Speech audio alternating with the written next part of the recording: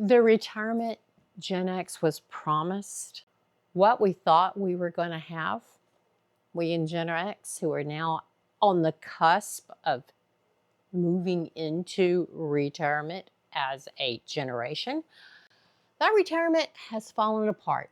It has evaporated. It may never have actually existed.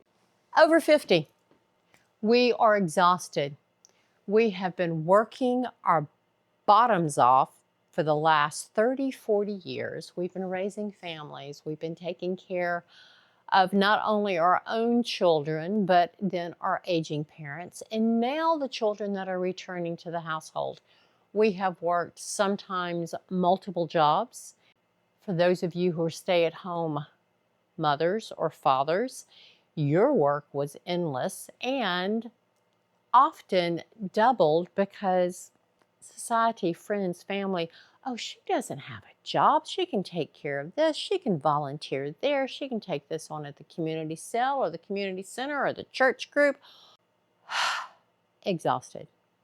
And along with that, the realization that the retirement that we thought we had a handle on, that was ever so close, is starting to evaporate. Evaporate not because it's no longer an option, but because the script is changing. Retirement no longer means 100% stop working. With inflation, healthcare costs, the ever-increasing taxes on your property and your income, etc., all of these pieces of life in this world that we live on is eroding our stockpile of money. We were told we needed $1 million, and we have debunked that. You do not need $1 million. You need the number every month that you need. Many of us don't even know what that number is now as we continue to work our full-time jobs plus, but we've got to figure it out. We have got to start getting very intentional with what we want our retirement to look like. So we Gen X, we are going to redesign what retirement means to us and what it's going to look like. We've done this at least a dozen times in our life, between the music we listened to, the hairstyles we sported, and the makeup, both men and women back in the day. A trend that still carries forward today. See, we were responsible for that. But Gen X, pull up your bootstraps. We've got another round. We have to figure out how we want to live this next chapter of our life. And we can design it exactly the way we want to. So what does retirement mean to you? If you haven't started thinking about this, let's start now. Most of us are in our 50s. If you are watching this and you're in your 30s and 40s, good on you, because you need to start paying attention to this now. Gen X won't be around absolutely forever. Eventually, we too will fade into the great beyond, but we want you to learn a few lessons. Lesson number one, you need to figure out how much money you need every month. We all are currently, let's just say we're still working. We haven't laid it down. So we have a full-time income that we can put to work for us. Consider it your tool. Yes, this may be your last job. You may be over it and sick of it and so wanting to sing that song, take this job and shove it. But you can't do that yet. You've got another mission you have to complete. So you need to figure out how much you need every month right now. Right now. Today, as it exists. Down in the description, I've got a Master Your Money plan. This is a workbook free for you. Go and grab that. If you don't currently have a budget you work to, you're about to. Because if you don't know how much you need, you don't know how much time your money's going to last that you've been able to pile into retirement. Now, if you are a Gen Xer or somebody over the age of 50 who has not started yet preparing for retirement, you're not too late. You just have to do things a little differently. But the first step for all of us is figure out how much you need. So go and grab that workbook. Most of us have never done this step. Retirement Reality Reset Kit and the Retirement Calculator spreadsheet. You have to know your number before you can make any decisions about your future. You don't want to go to retirement and realize you can't afford it. Let's figure that out now and see what life is going to look like later. The second thing you are going to figure out is, do you have debt that needs to be paid off? Because this is critical. You should not move into this next phase of your life carrying minimum payments with you. So while we still have our full-time income, while we still are as young as we're ever going to be for the rest of our lives, we need to give it one last push and pay off that debt. Your future self is sitting there applauding, cheering you on. They don't want to have to worry about if they have enough, not only to keep the lights on and keep food on the table, but to keep that phone from ringing with all of those bill collectors. So let's get that paid off before we get into retirement. In retirement, once you figure out what you need today, we're going to look at what we need in retirement. There are going to be certain expenses that you no longer have to pay for every month. The dry cleaning, professional clothes, uniforms, keeping those in good repair, steel-toed shoes, gas and wear and tear on the car to the extreme. I personally, 150 miles a day round trip to get there and back, 3 hours out of my life. That goes away when I make my choice and no longer work that job. What are the things in your life that are going to evaporate for retirement? But don't get too excited, because in retirement, there are additional expenses that you do have to cover. Now, granted, they will be less than your work expenses, but we have to account for those too. So we want to start our budget with what you need today, because that's going to show the full picture of where you currently need to pay off debt, where you've got extra you can sock away, etc. But the most important budget is what you're going to need in retirement to the best of your ability to forecast that right now. And then that's the budget I want you to start living off of. What that is going to do is teach you some discipline, make certain that the budget is actually livable, okay? Because we haven't gotten to retirement yet. So if you're forecasting X number of dollars for groceries, but you can't live off that today, then we need to adjust that number. There are things that we can all do to tighten our belts and to be a little bit more frugal. We don't necessarily want to live our senior lives, especially the youth of our senior years, that constricted. You get to make some choices.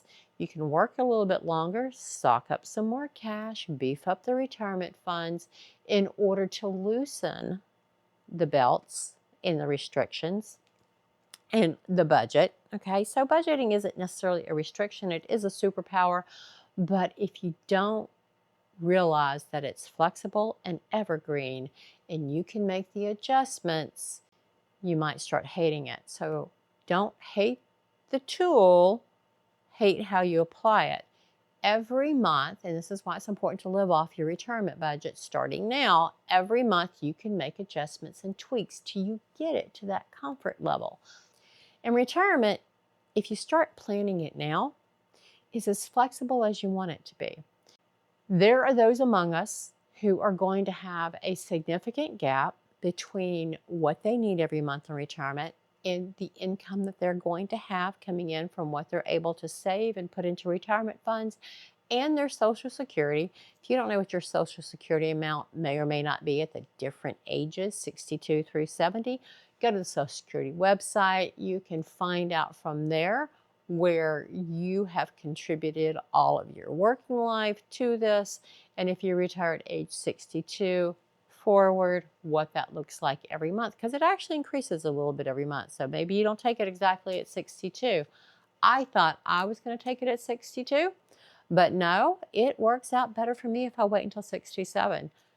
Not that I don't want to utilize the money from 62 to 67, but since I'm going to do a hybrid retirement, and a hybrid retirement is the old semi-retirement, I'm going to keep working at something to bring in some money. So if I need this much per month once I leave this job and I can earn from my side hustles and things at least half of that, well, then the other half is what I have to draw out of my savings, my cash fund, and or my retirement funds after age 59 and a half.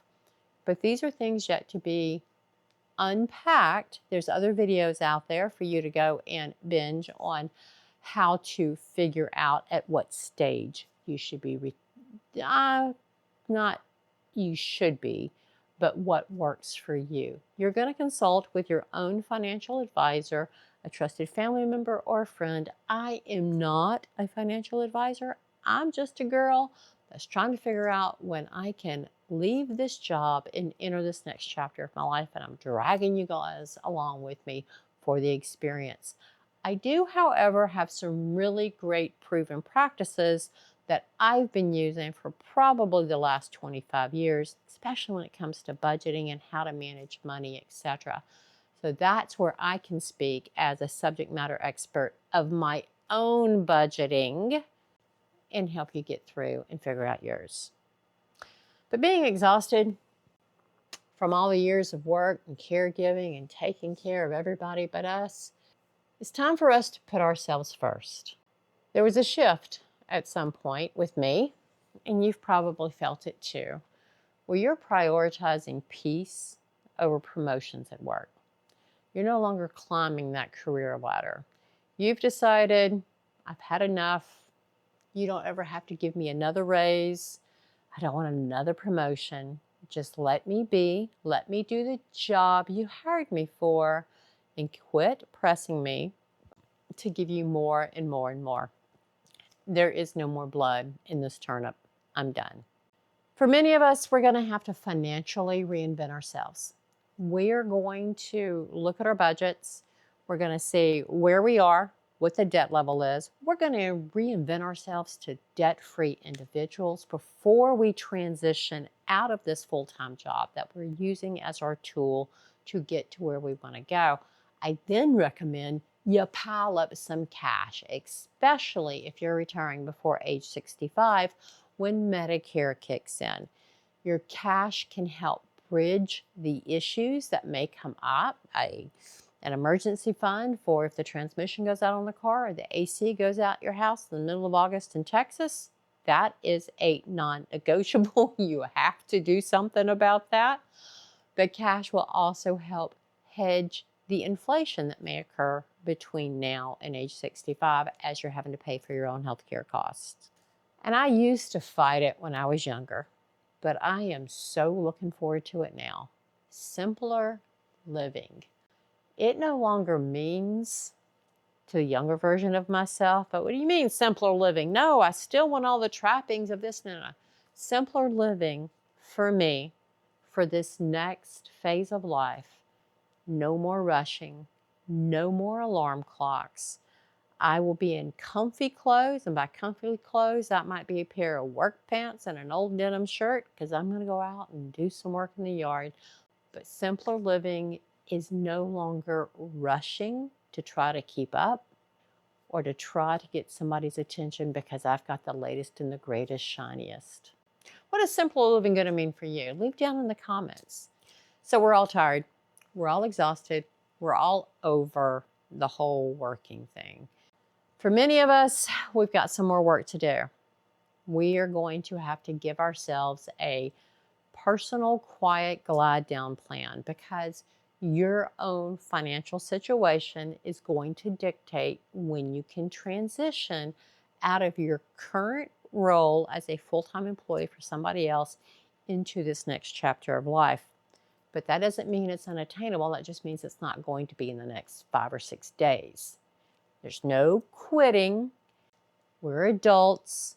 We're going to make a plan, and we're going to plan the work. And we're going to do that in reverse. We're going to plan the work. We're going to work the plan is what we're going to do.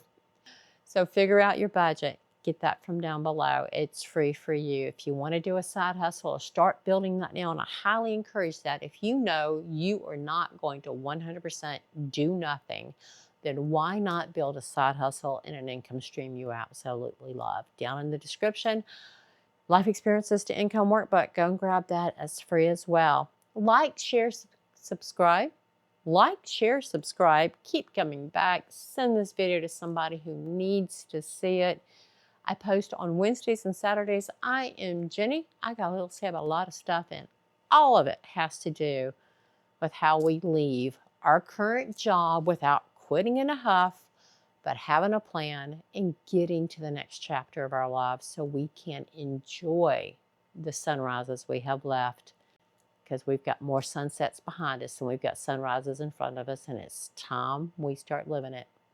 All right, stop recording. The retirement plan Gen X thought we had has fallen apart. Retirement, it may have no longer even it may never have actually existed, regardless of. Stop recording.